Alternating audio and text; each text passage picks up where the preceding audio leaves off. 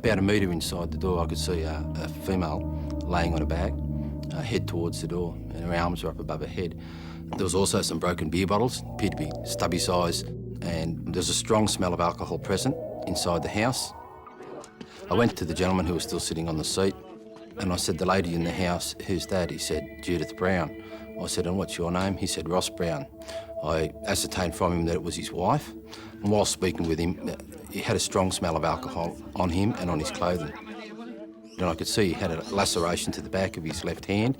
The ambulance officers managed to bandage his hand.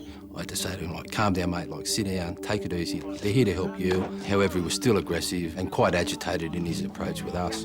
Get out of here, come on, piss off, get off me. He was very insistent upon going back into the house and seeing his wife again.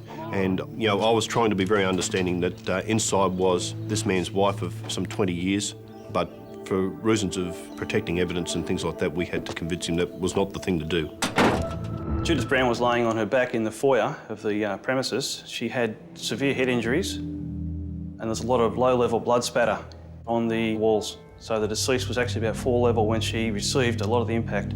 Next to Mrs. Brown's body was a set of car keys, a set of prescription glasses, and the necks of 2 beer bottles.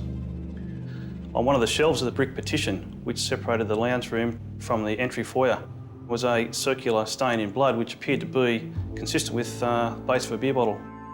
It was quite evident that she'd been struck with a heavy object. There was nothing in the crime scene other than the beer bottles that would be consistent with being able to strike her in such a manner. So either the bottles had been used to strike the victim, or that something had been used on the victim and it had been taken from the crime scene by the perpetrator.